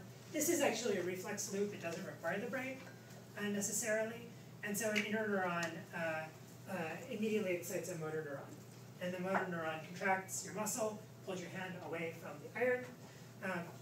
This is a really good thing to have, because reflexes move quickly. And if you've ever touched a hot iron, you don't want to touch it for very long, right? You want a process that will respond very quickly so that you get your hand away from that danger. So you want to be able to respond without thinking, and this system allows you to do that. It can potentially be suppressed. The complexity here is you can potentially have an upstream process that synapses here somewhere, disrupts this interneuron process and prevents the reflex action. So some reflex can be suppressed voluntarily. But generally speaking, you want to have something like this. Here's a more complicated picture that describes just that. So this time, you are touching something. So here you're touching a pot with pot holders, right? So you're engaging in good safety behaviors. And this time, you're still getting some pain because the pot is still pretty hot even through the pot holders. So that pain signal goes up. But this time, the interneuron, which excites the motor neuron, is interrupted by this process that is coming from the brain. And that process inhibits the motor response. So this muscle would cause the withdrawal from the source of pain, but this inhibitory effect prevents that from happening. So, in terms of the structure of the neuron then, basic components of a neuron you should know about in particular are the soma and dendrites and axon. So the soma is the body of the neuron, contains the nucleus and the machinery for operation and maintenance of the cell. There are a number of parts that are just like any other cell, like the Golgi apparatus, the nucleolus, and so forth. There are some parts that are unique to neurons as well. Dendrites and axons are unique structures that really have to do with neurons. The dendrites are the inputs of a neuron, and the axon is the output of the neuron, including the terminal buttons. And the connection between neurons is called a synapse. The most common synapse is axodendritic. It's the synapse between the dendrite and the axon, but there are other kinds of synapses. So here, I have to think about this for a second and see if this sounds right. You're outputting into the input, so the axon of one neuron provides an output, goes into the input of another neuron, which might then go into the output of another neuron, and so forth. So axodendritic, so axon to dendrite. But there are some other kinds of synapses too. The book talks about those. We'll talk about those in a second. There are some different architectures to the neuron. The concept is the same, right? And so here you have an axon, dendrite, and terminal buttons on the axon. You have the body in the middle, but the body doesn't disrupt this axon process. It still, it still goes down the axon. This particular cell has basically a single dendrite that responds to a single kind of receptor that detects, say, a physical stimuli in the environment. There are some variations on that. You can have a body that's pulled off of the axon like this to get out of the way, essentially. You could have lots of dendrites up here instead of just the one dendritic body. And then again, you have terminal buttons on the other end that then synapse on other neurons. Neurotransmitters are the chemicals that are released in these terminal buttons. The axons are the outputs. The terminal buttons are the places where the axons output chemicals into a cleft between neurons. That's where the synapse happens. So these chemicals that are released inside that synaptic cleft are called neurotransmitters by definition. They have excitatory and inhibitory effects on the downstream neuron, that meaning the one that has the dendrites in the relationship, not the axon. Excitatory meaning they make that neuron fire more, inhibitory meaning they make that neuron fire less. So here are some pictures of that. So here you've got, you've got a cell body for a neuron and an axon. That axon has terminal buttons that synapse on the dendrites of another neuron. That neuron has a body and an axon. Again, that axon synapses on dendrites. So this one, in this case, the first neuron also synapses on that third neuron. And so you see this can become fairly complicated fairly quickly, especially if you see some of these pictures. The picture suggests many neurons have a large number of dendritic arbors. Many neurons have a large number of terminal buttons, so they can engage in lots and lots of relationships with other neurons. And actually, just as an aside, when we get to development, you have more neurons than you need early in your development when you're a baby. It's not so much that you grow neurons over the course of your childhood development, it's that you grow connections or relationships between neurons. It's these relationships that really underlie neurological development. The cellular structure then, the membrane is a structure that consists of lipid molecules, defines an outer body, can also define an outer body inside, like an organelle's body. And the kind of defining characteristic of the membrane is this dividing or compartmentalizing characteristic, and they're going to have varying levels of permeability. Some membranes are completely impermeable, some membranes are selectively permeable to some kinds of substances, and that's going to control what's going in and out of this part of the cell, and that's an important concept in terms of understanding how neurons work. Much of the interior space of the cell is filled with a viscous semi-liquid substance called cytoplasm. The interior of the cell, sometimes also called intracellular fluid inside the cell. There's also extracellular fluid outside of the cell.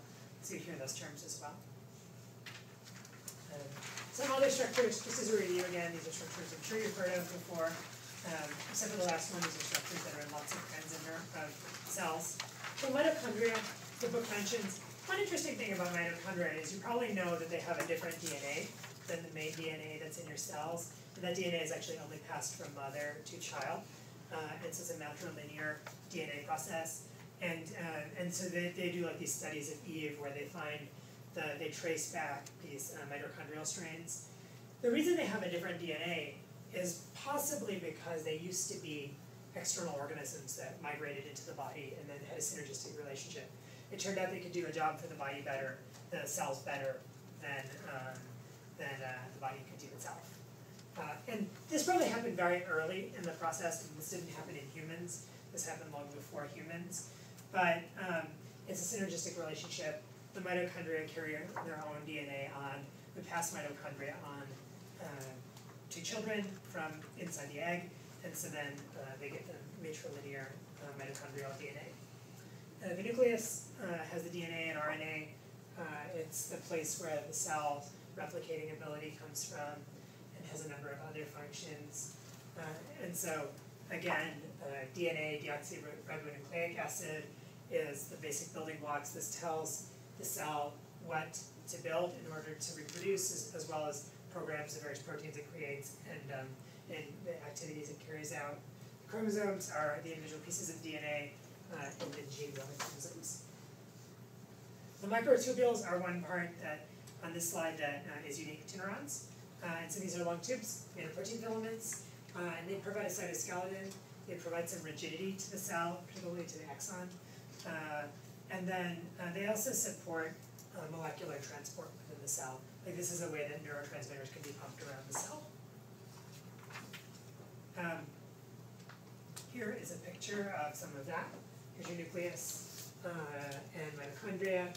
You see the microtubules again into the axonal compartment. The other things like the Golgi apparatus and endoplasmic reticulum, other structures that you're familiar with in the cell body that work similarly to other cell bodies. Neurons conceptually are like other cells. What's special about them? A couple things. Their size, some of them. There are neurons in the human body that have a distance of, like a meter or something like that. Like the motor neurons that are going from your brain to your foot. It's a pretty long body of a neuron compared to other cells in your body. The other thing that's kind of unique about neurons is that you don't produce as many of them as other cells during the course of life. You can make more of them, but again, it's a lot more about modifications of relationships between them rather than producing new cells. Whereas your skin cells, for instance, are continually regenerating over the course of your life. And then the other thing is they have these rich capabilities in terms of creating and distributing chemicals like neurotransmitters that are unique to what they do. The myelin sheath is this fatty encapsulation layer. It's essentially electrical insulation. It allows a neuron to conduct information more quickly and effectively.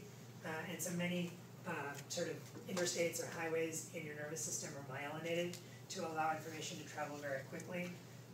The myelin is maintained by a glial cell called oligodendrocyte in the central nervous system. The Schwann cell is the analog in the peripheral nervous system.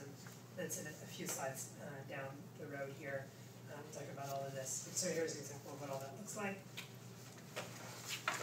Some of these things, they are relevant again to some of the psychiatric and psychological kinds of concepts we're interested in. For instance, mitochondrial abnormalities have been identified both during the course of Alzheimer's disease and in individuals who are susceptible to not show clinical signs of Alzheimer's disease. Someone in your group talked about early prevention, or I think maybe your group talked about, actually in the first discussion, talked about being able to identify disease earlier and stop it sooner, and what you needed to do that. Like for instance, identify who would have kids with problems if they waited until longer, make sure those people have kids earlier. Again here, if mitochondrial abnormalities pre-exist clinical Alzheimer's disease, this is a good candidate as something you might be able to do something about that would improve your ability to manage Alzheimer's disease before it became a major problem. So here's a graphic of that from a recent publication that I borrowed. And so here there's a number of things that are going on with the mitochondria. The development of mitochondria is different. They're moving chemicals around is altered. The mitochondrial metabolism itself is altered. And so all these things also contribute to the process in Alzheimer's possibly. And then mitophagy, or like destruction of mitochondria. Mitochondria are getting destroyed as part of the waste management process in the cell. Here's a picture of the synapse then. So we talked about this a little bit and then talked around it. So again, the synapse is the connection between neurons, the one in which chemicals are secreted from cell to cell. And it looks kind of like this. So here's a terminal button, this is the end of an axon. Here's a dendrite arbor, and it has a spine on it. And then there's a little tiny gap in between them. So they don't mate directly, they don't have a hard link. Instead they communicate across this small extracellular space. And they communicate by exchanging chemicals. There are some other variants, like here you've got a terminal button that has a presynaptic axonic connection. So this terminal button is connecting to another terminal button instead of to the dendrite. And here's a picture that shows you some of those things that go on in the synapse. So these vesicles transport material to and from the synapse, and then this little membrane mates with a membrane at the cell wall, and then as they mate together, they're made of the same thing. So it opens up. It goes from being a closed circle to a U, right, or a closed ball to a U. That lets the stuff escape into the extracellular fluid, and then this gets absorbed. Stuff can also go back the other way, can get absorbed in this process, become synaptic vesicle, and then travel in the other direction. The synapse, then the axon releases chemicals into the synapse. These chemicals float around. Some of them hit receptors on the postsynaptic side of the dendrite, and then they bind and affect the dendrite's function. I'll show you that in a second. So the postsynaptic activity can take varying forms. Some postsynaptic receptors are ionotropic, and that means that the channel has a binding site for the neurotransmitter, and binding results in the channel opening. This is a fast, straightforward process, so it's all integrated essentially. Channel, receptor, chemical comes in, channel opens. The metaboprotopic process is slower and lasts and acts over a longer time span. So this is more of a modulating effect.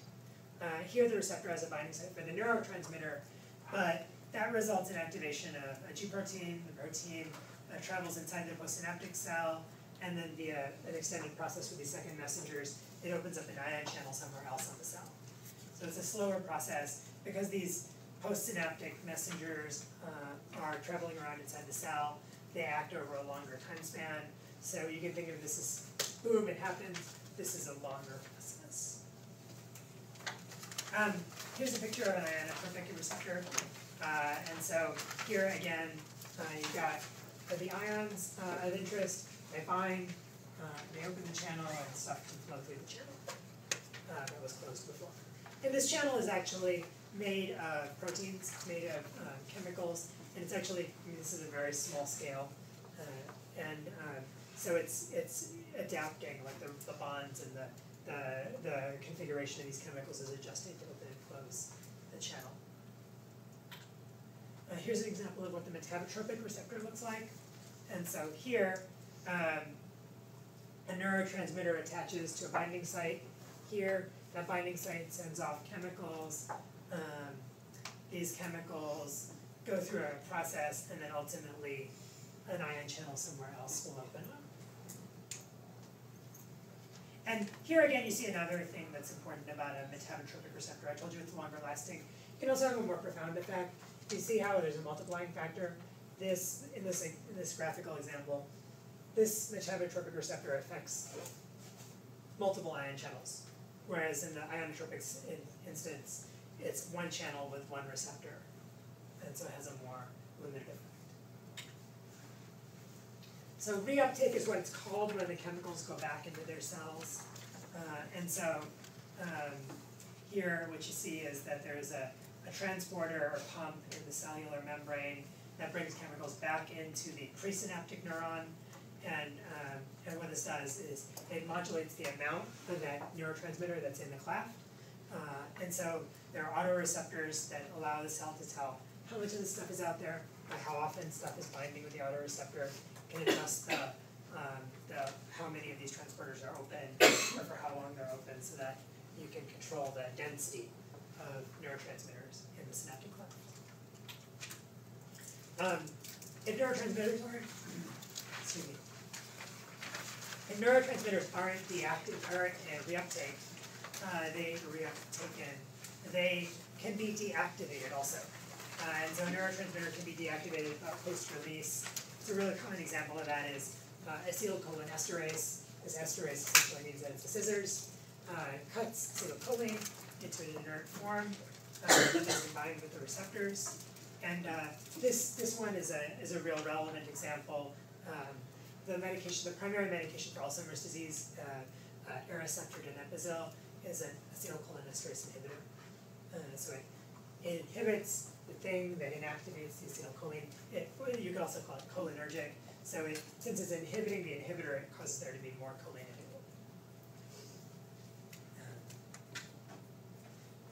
The action potential then is the ultimate result on the postsynaptic side. The cellular membrane has a small resting negative potential, for instance, a negative 70 millivolts in the giant squid. And so there's a potential difference between the extracellular fluid and the intracellular fluid across the membrane. Depolarization means that you move towards the zero. Hyperpolarization means you move away from it. And the net effect of synaptic activity on the downstream neuron, therefore, is either, it sums to be inhibitory or excitatory. And so these terms IPSP and EPSP, inhibitory postsynaptic potential, excitatory postsynaptic potential. An inhibitory one is one that makes the neuron fire less often downstream. An excitatory one is one that makes it fire more often. So here are some pictures to help understand those things. These I believe are also in the book. And so here, for instance, early in the action potential process, the neurotransmitter binds, brings sodium into the cell. The sodium depolarizes the cell, brings it closer to an action potential. Over time, also what's happening is potassium is going out, which hyperpolarizes the cell, and chlorine is coming in. So the positive ion going out in depolarizes the cell. The negative ion going in hyperpolarizes the cell. The positive ion going out hyperpolarizes the cell, and in principle, if the positive ion came in, it would depolarize the cell. And so here, these charges are related to the potential difference across the membrane. That is, these positive ions are bringing that closer to zero, and when you're on the outside, it makes it negative. So this process works by neural integration. What that means is that each IPSP or EPSP makes a small change in the postsynaptic cell potential, and it's an integration of those small changes that accumulates to a large enough change to create an action potential, which is what causes the neuron to fire. And once you reach that potential, then it fires. Here's an example of that. So activity produces these excitatory postsynaptic potentials, and once you get enough of them, you get a threshold of excitation. The polarization is here, is correct, and the synapse fires, the neuron fires along the axon. In the second example on the right, you have a combination of the inhibitory and excitatory effects, and in this case, the inhibitory wins, and so it's not triggered. Here's the electrical version of that story. You see again that minus 70 millivolts in the squid. You need to get to 0 to have an action potential. You get there, and then you reach a certain threshold when this process continues, and then what happens is the potential goes up, the process resolves, and ultimately there's actually a rebound, and then you ultimately reach this beginning point again. What's important to know about this is each kind of neuron has a time scale like this. That time scale defines how quickly the neuron fires. For instance, at this point up here, there's nothing you can do to cause the neuron to fire because its potential is already far above 0, right? It's not negative.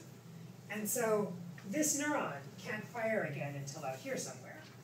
Some other neurons have a faster action potential based on their morphology.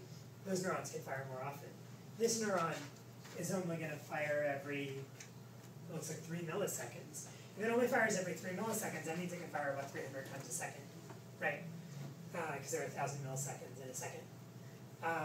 If this neuron fired on a much shorter time scale, and it was done in 1 millisecond, now it can fire 1,000 times a second, or at a kilohertz. It can communicate information at a much higher frequency. The action potential, again, occurs when a depolarization reaches the critical threshold, the voltage at the axon hillock is at a certain level, and then it's an all or nothing thing from there. Once it reaches that point, the axon does fire.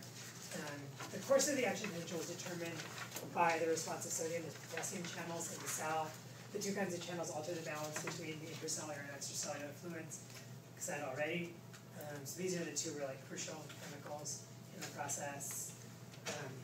Here graphically, there's a low concentration of potassium outside and a high concentration of sodium, the opposite on the inside. And as this is shifted, and then it restores itself at the end of the action potential. So here is all that put together. Threshold for excitation, ionotropic receptors cause sodium to come in, sodium comes in. At some point the potassium ones open, the potassium ones are slowing this process down. It reaches an apex where the sodium channels are all open.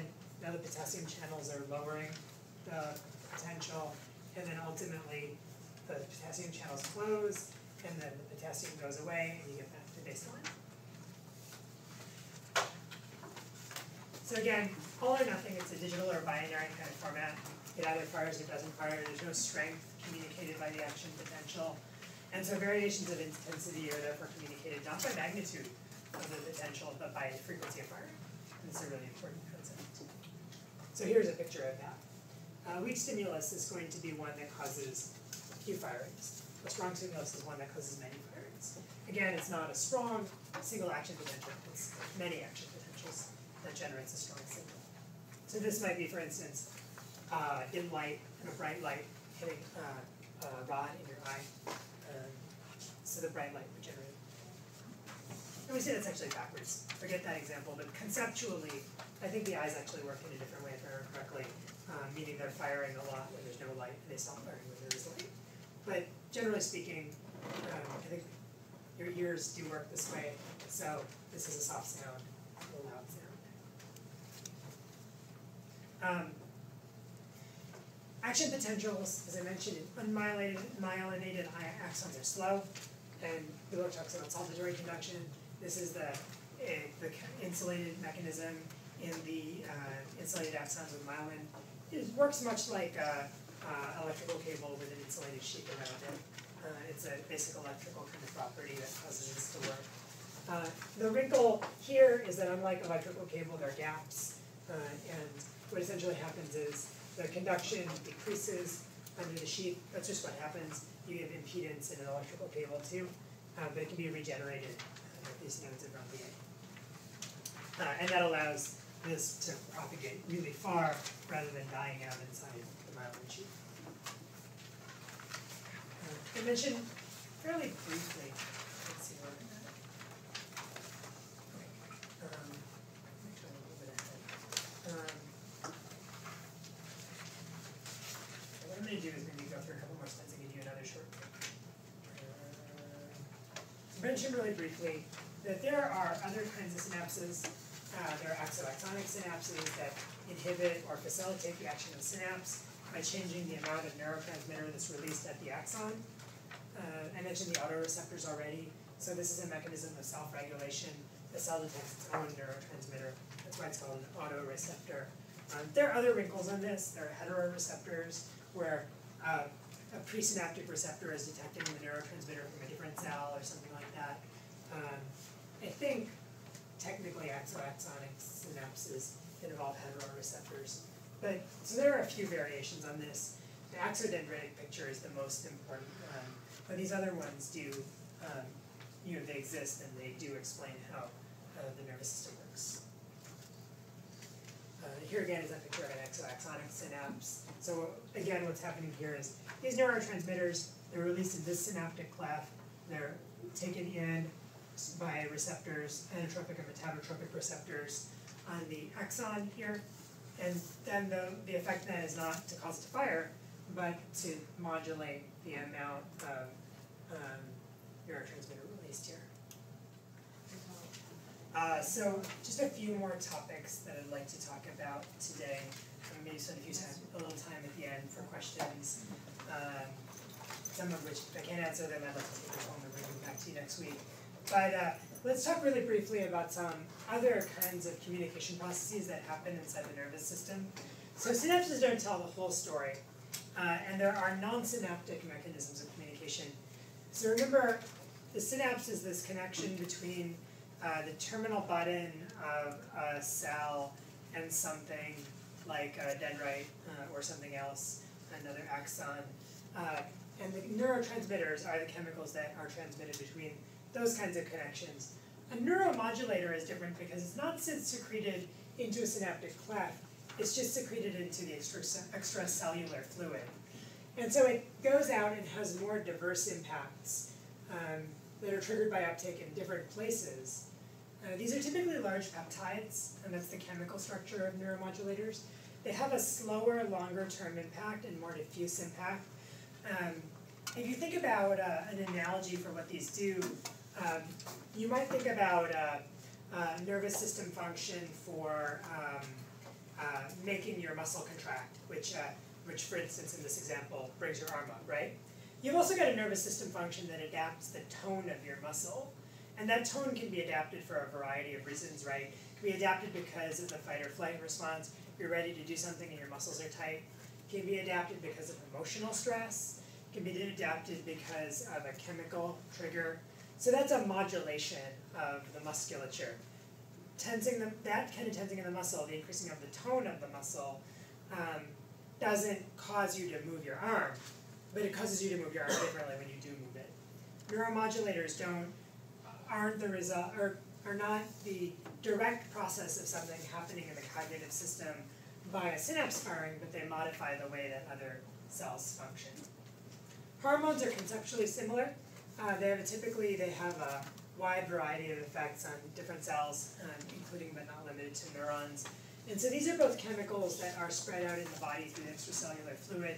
They can be taken up in the blood. They can be spread out throughout the body outside of the nervous system in the case of the hormones. Here's an example that I want to talk about briefly that is not in the textbook. Purinergic signaling refers to the action of adenine triphosphate. Should be familiar. ATP is the energy molecule in the biological cell. And it actually can act in multiple ways, like a neurotransmitter. So it can act as a fast excitatory neurotransmitter by itself. It can also act as a neuromodulator. So here it's acting in a synaptic cleft. Here it's acting in the broader extracellular fluid. And as a neuromodulator, it can be involved in a number of activities, including cell proliferation, cell development, and cell death. And ATP is also placed in the extracellular fluid, not only by neurons, which would make it a neuromodulator, but in other ways. For instance, astrocytes can also excrete ATP into the extracellular fluid. And so, because it can affect astrocytes, it can be affected by astrocytes, it can affect neurons, it can be affected by neurons, it can integrate functions between the neurons, the glia, and actually also the vascular structures. And so it has a a role of synchronizing or desynchronizing these different things. But earlier I mentioned these three things are kind of like a three-legged stool. These are the three pieces of the nervous system that work together in concert for all the functions that the nervous system carries out. There's an interesting example of purinergic signaling in lateral sclerosis, or ALS, aka Lou Gehrig's disease. So, in ALS, neuroinflammation and neurodegeneration processes kill motor neurons, right? And they're thought to be accelerated, these processes, in coordination between glia and neurons, which makes sense because glia are kind of caretakers for neurons. Purinergic functioning, which integrates between neurons, glia, and vasculature, then has been implicated as a possible mediating mechanism, mediating these processes between glia and neurons that cause motor neuron cell death. And so this may be a possible treatment avenue for this motor neuron disease that is different than avenues that involve traditional neurotransmitters. I do want to talk about supportive cells. Like I said, they get a kind of short shrift.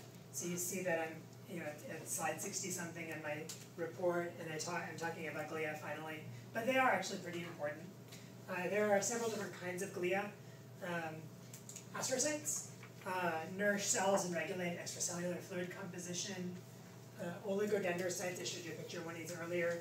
They maintain the myelin sheaths in the CNS. The Schwann cells are the equivalent in the PNS. And then microglia are another kind of glia. They are involved in phagocytosis or garbage collection, and they protect cells from invading microorganisms so they can envelop and dispose of those invaders as well as debris in the extracellular fluid. So these cells are really important because they are maintaining the nervous system. Glia, the name comes from the idea that they're glue, and they do kind of hold cells in place, but they do a lot more than hold cells in place. They feed them, they nourish them, they have a symbiotic role with neurons by creating and maintaining their myelin, and they interact with them in more complicated ways, like in the previous example with ATP. So glia actually do quite a lot, and more glia are being considered as a next generation target in a variety of diseases. There's been discussion about glial therapies for epilepsy, for a number of other things as well. And glia have come up recently in schizophrenia and some other things too. So there probably is going to be more of this.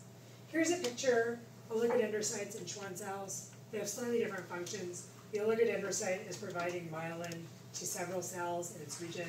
You see this offshoot generates the myelin, maintains a connection to nourish and maintain the myelin. Here the Schwann cell is something different. The Schwann cell is wrapping itself around a single peripheral nervous system axon. So here's actually some information about the glial role of schizophrenia. And this is a little complicated, but in essence, they talk about this tripartite synapse where there's a presynaptic terminal bud, there's a postsynaptic dendrite, and there's also a neighboring astrocyte that's close enough to the synaptic cleft that it can interact with the neurotransmitters in the cleft. And here, what they think is going on, possibly in schizophrenia, one thing that's going on is that here on the astrocyte body are receptors for neurotransmitters. These receptors are sensitive to the neurotransmitter that's being emitted in its presynaptic terminal bud. And these neurotransmitters are also going to postsynaptic neuron here. So they're being received at the postsynaptic neuron, but they're not being received at the astrocyte. So the astrocyte processes don't activate, whereas the downstream neuron does. And what they hypothesize is the astrocyte's role here is a regulatory role. It puts the kibosh, essentially, on some neuronal processes downstream that are unnecessary. You need lots of filtering, because your brain has tons and tons of neurons that are firing all the time. If they all fired all the time, nothing would get done. You need to filter out the unwanted cognitions.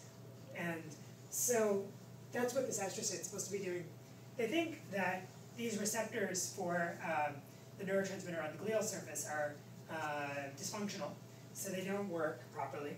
The astrocyte doesn't do its regulatory role, and what this does is it leads to a disconstraint of cognitive processes, because too many of these excitatory, or too many of these downstream processes continue without the modulation that's being caused by the astrocyte.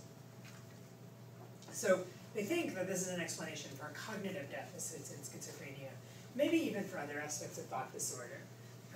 And there is kind of an interesting, I think an interesting argument for a kind of ideational component of what goes on in schizophrenia. And what I mean by that is we all see things all the time that are not really there, that other people can't see. But we view them as imagination. We have reality testing. We know that they're not really there. And for instance, you all have voices in your head that tell you all kinds of things. Sometimes those voices tell you good things, like show up to class on time, or wear a clean shirt today, or brush your teeth, right? Sometimes they tell you bad things. They might tell you you're an idiot when you do something wrong. They might tell you you're ugly or something like that. And all the time we're dynamically recognizing these internal voices, recognizing that what they're saying is not meaningful, shutting them off, doing cognitive behavioral therapy where we work on tools to help people do this. But we recognize them just as our thought processes. One possibility is that these thought processes kind of run amok, take on a more strong ideational component because they're not suppressed. And the part that tells you that they're not real, that they're not informative, it doesn't get suppressed. So that all these thoughts have kind of equal footing. And it's kind of like watching CNN or Fox News or something. You got all these different voices saying all kinds of things at the same time. And you're not controlling which voices have any knowledge about the topic and which voices are just talking.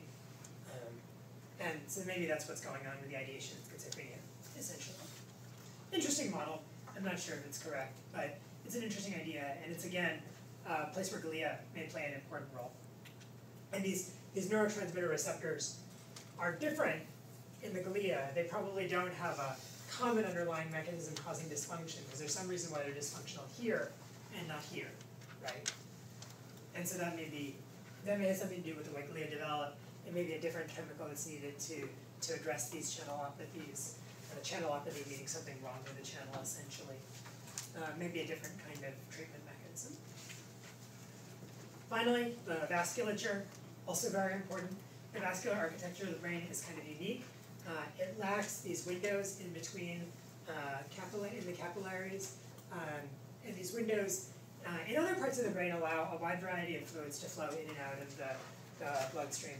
But in the brain, because these windows are absent, the blood-brain barrier prevents many substances from flowing into the brain from the blood, or in principle vice versa, but mostly into the brain from the blood. There are some interesting situations where the problem is that the materials can't get out of the brain. An example of that is Creutzfeldt-Jakob disease or mad cow disease. So mad cow disease is a prion disease.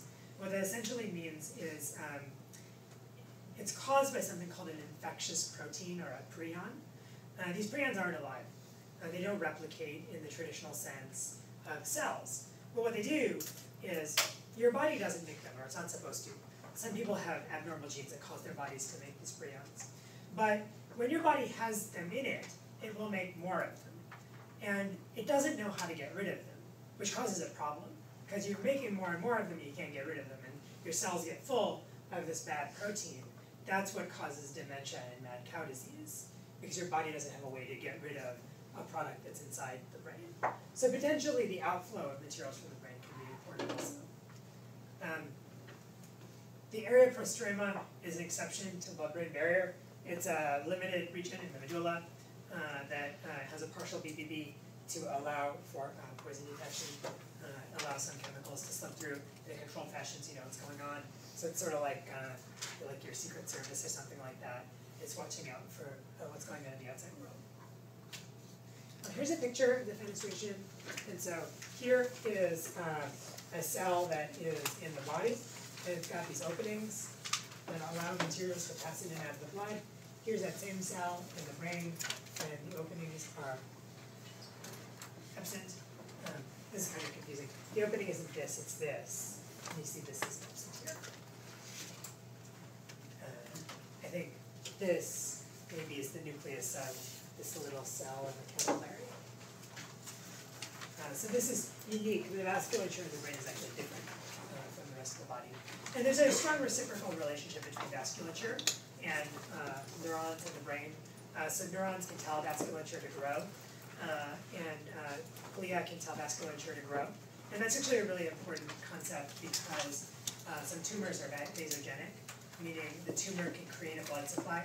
The blood supply creates an energy resource for the tumor to grow further, right? So the tumor's control over the blood supply is a problem. It also makes it more complicated because if you're trying to excise that tumor in surgery, now you're cutting blood vessels, you're causing bleeding, and the problems that result from bleeding. So that's my last slide for today. Thanks for your patience. So we'll continue next week. We'll talk about gross anatomy and the nervous system. What you should expect next week, I'd love you to read that chapter. I may put you on the spot. It's not going to count for points, but it is going to be a good exercise to see what you know. So I would like you to try to learn some of those structures that are identified in chapter 3. And we'll do a little bit of quizzing for you next week informally to see what you know, because this is going to be very important to get this all straight early on. And then, because in 2 weeks we will be doing a quiz, and you can write it down by some of this week. So, get the book, read those 3 chapters,